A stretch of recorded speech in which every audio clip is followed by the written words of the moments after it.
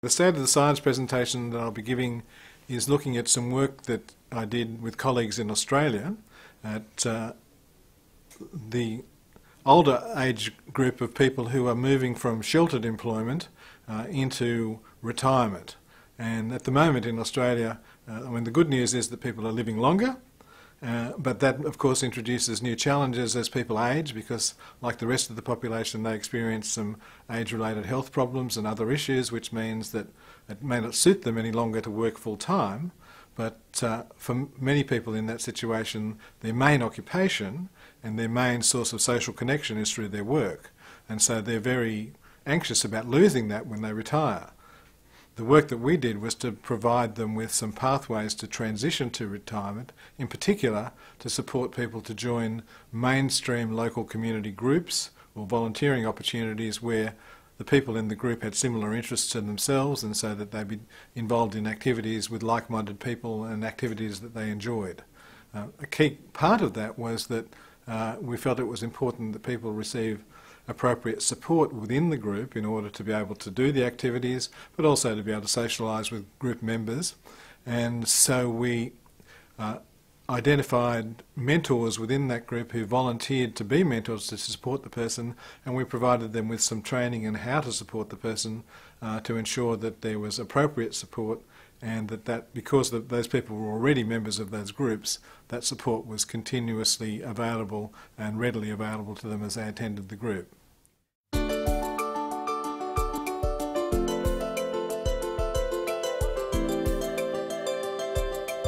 Angela mentioned some examples of research gaps in her presentation, and I guess a couple of gaps that this presentation addresses as I talk about a project that I was involved in Australia, gaps around having a meaningful and socially inclusive third age when you retire from sheltered employment. And secondly, there's also the question of how we do social inclusion. Angela listed a number of approaches to social inclusion, and I think one of the contributions from our project is to nut out in a fair bit of detail some effective techniques for supporting social inclusion. We had a number of partners in Australia, and I acknowledge them and our funding source. The work was done in both Sydney and in Melbourne, though predominantly in Sydney. One important thing to understand is that in Australia there's no compulsory retirement age, so you can work until you die or beyond if you wish. So some of our participants were in their 70s and still working in a sheltered workshop and enjoying that. I want to give you some context about the participants and their views about retirement before we look at the data that arises from the project overall.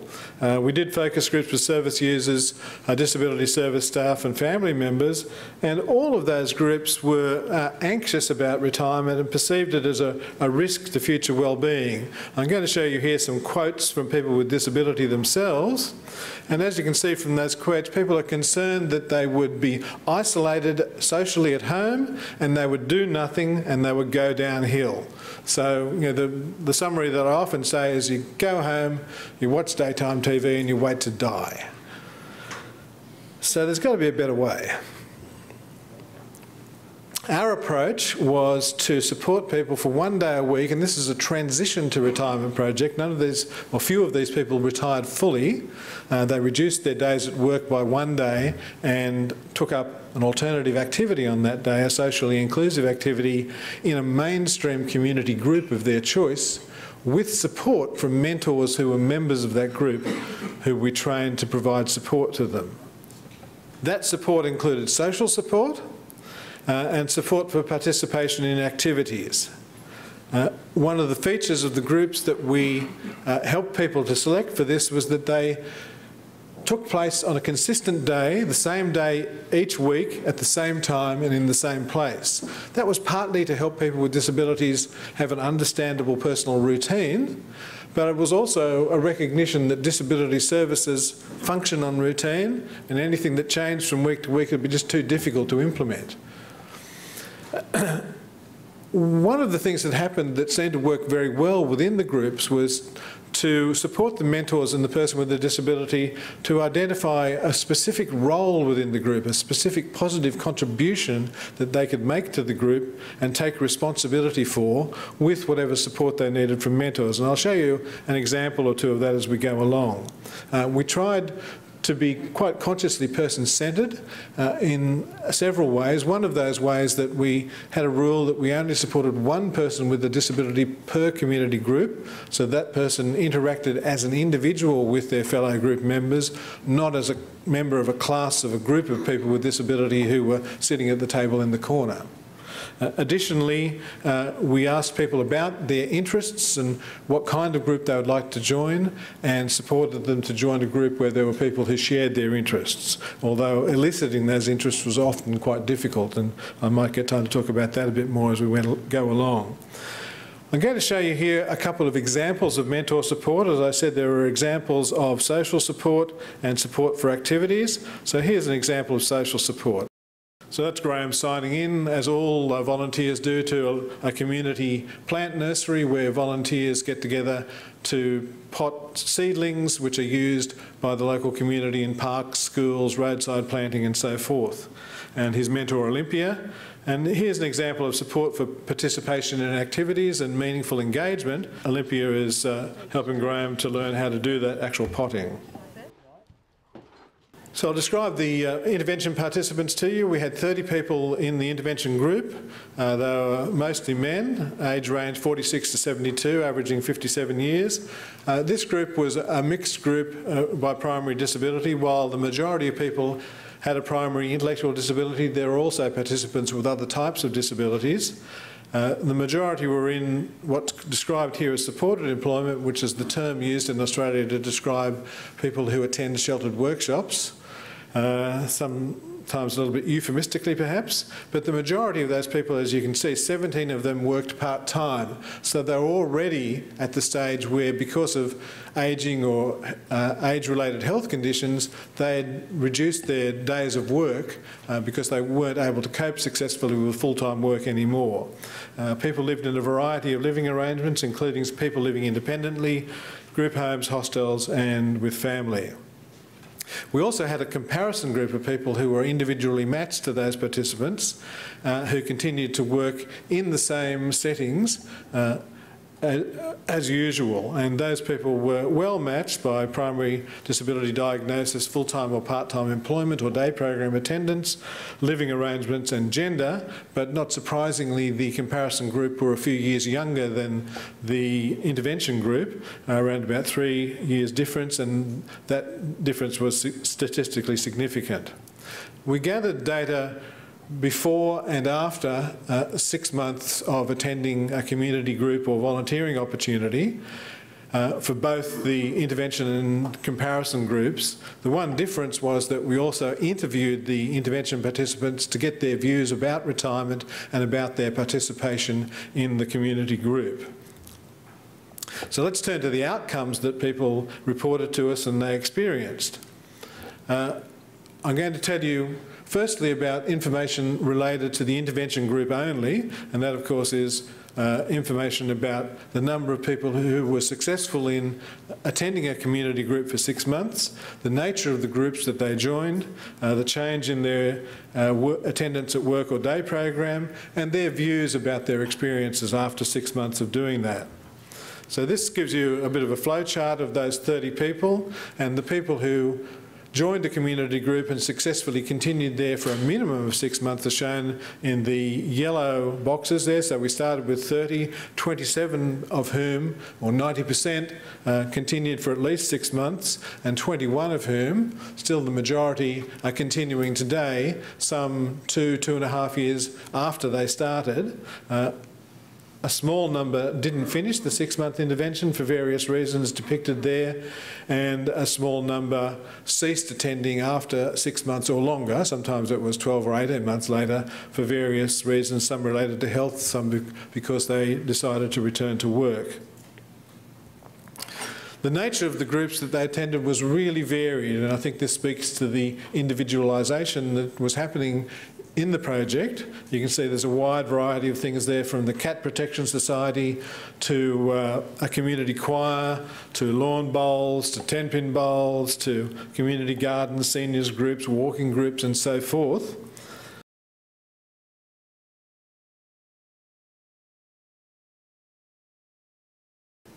Some of those groups by design were single-sex groups, so there were a number of men who attended men's sheds. That's a peculiarly Australian phenomenon which is now moving to other countries, and I'll tell you more about that if you wish. And there was an exercise group which was female only by design, because the ladies, when they got on the lycra, didn't want blokes hanging around while they were doing their exercise. But there are also community groups that were single gender, not by design but by circumstance. So the Cat Protection Society was an all-female volunteer group, as it happened, and the charity shop, the participant worked in the sort of outlying bookstore, which was an all-male environment for some reason. So there we have it. And that distinction that I've made there on the chart between volunteering and a community group is an important one for people with a disability in Australia, in that if they're recipients of the disability support pension, they also receive what's called the mobility allowance, which is a quite significant payment, over $40 a week, to pay for travel using public transport or other travel to enable them to attend their program. And if they continue to do volunteering for 8 hours a week or more on average, they continue to be eligible for that payment. So that's an important piece of knowledge if you're transitioning from employment, where you automatically get that payment, to some post-employment lifestyle. As you can see here, most people reduced their work by 1 day a week, so an average of 7 hours a week. There were a handful of people who chose, instead of reducing their days of work, to use one of their existing days off because they were working part-time to do the activity that I described, but that was less frequent. The people's views about the participation in the groups were universally positive. People talked about doing this for the rest of their life. They enjoyed attending the group. They talked about the people in the group and how they were so nice, and how they look after me, they talk to me, and sometimes I help them. So there was also that element of mutuality in the interactions. It wasn't all one way. And no participants voiced any negative views about the groups that they attended or the people in them. As I mentioned, we also did comparisons between the intervention and the comparison group on a variety of assessments of depression, life events, loneliness, social satisfaction and quality of life. Predominantly they were self-report instruments, but amongst our participants we had a number of people who were, because of communication difficulties, weren't able to self-report, so we also included some proxy assessments which were completed for all of the participants. Bearing in mind that the views of both the people themselves and their families and service providers about retirement were quite negative, and their expectations were of deterioration. The fact that we found no difference between these two groups on most of the measures, we are inclined to interpret as a positive finding. There was one significant difference, and that was related to social satisfaction, and I'll break that out a bit more in a minute, and that was favouring the intervention group who attended the community groups or volunteering. Just to reinforce that point about the change that people experience as they reduce their work and retire, I've reproduced here all of the PASAD life events items which talk about stressful life events that can be associated with negative experiences and increased risk of psychopathology. And 3 of those, as you can see, are related to changed work arrangements or retirement. So, it's widely recognised that these changes can in fact be stressful and have negative consequences.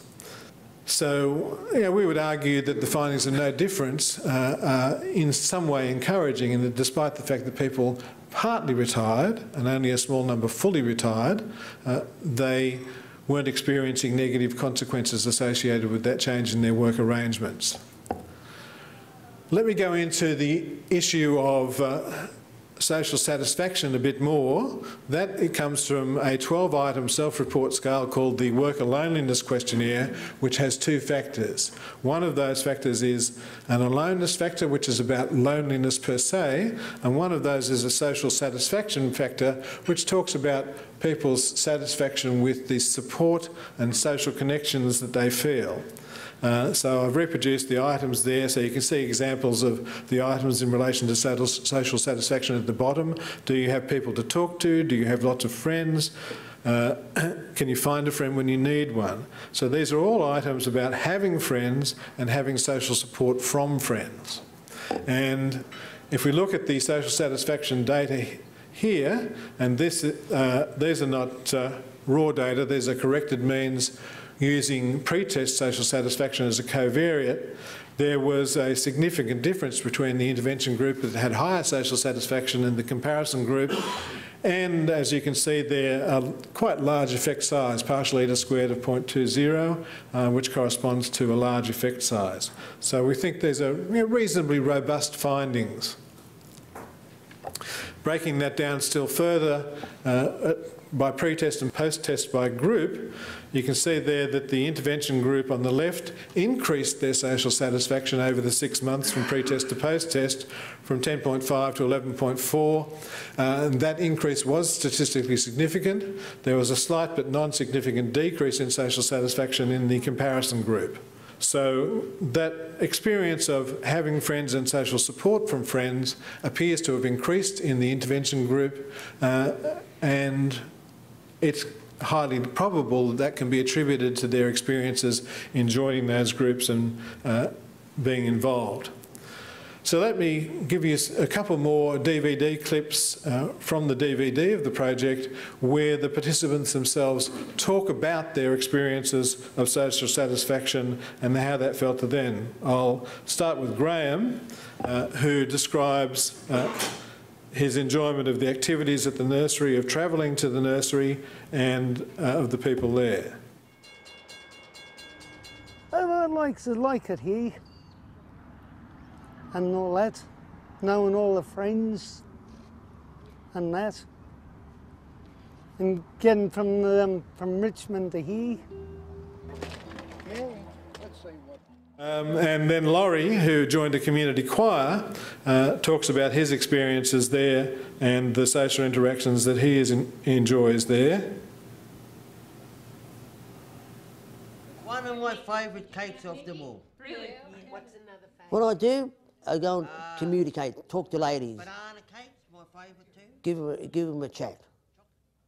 It's part of my job to give them make new friends, give them a chat. And they help me and I help them. So once again, that reciprocity. They help me and I help them. There are a few technical issues around some of the non-significant findings.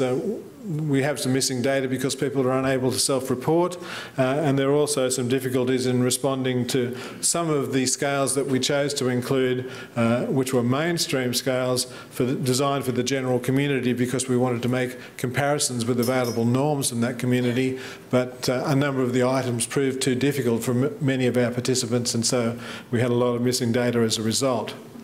So overall, we believe that we had good success with this project, and we're very largely successful in supporting people to join and continue to attend groups with the input of mentors from those groups.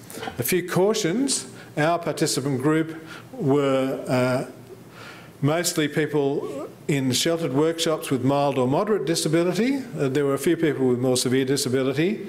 They had no evident challenging behaviour, although we didn't assess that formally, and although some of them had some significant self-care needs, they were capable of managing their own self-care. The extent to which this could be replicated with people without those characteristics remains to be seen. We can't comment on that because they didn't take part in our project. I won't go through all of the information on the screen here in detail. You can have a look at it in the PowerPoint if you wish, but I think the fact that people were significantly more socially satisfied and experienced a higher level of social interaction in their participation in the groups once a week are related, it's important to note, and this is a comment that Angela made as well, that people did not have contact with friends from the group outside of the group. The only contact that they tended to experience was within the group once a week. Having said that, I think that was also reasonably common for other group members without intellectual disability. But there were high levels of social interaction while they were attending the group. So those are some contact details. And lastly, I want to mention to you a couple of resources that I brought along with me, and I don't want to take them back to Australia, so I want you to come and gather them up and take them with you. The main one, those short DVD clips come from a much longer DVD called Transition to Retirement. I've got 6 or 7 copies of that here, which people are welcome to take. There are a few people in the room to whom I've already sent copies, so please don't double dip. That full DVD is also available online, and there's a flyer about that here as well, so you can look at that online. And lastly, there are some copies of a journal article that myself and colleagues published at the beginning of this project, outlining the rationale underpinning this approach to social inclusion that you might find interesting as well. Thank you.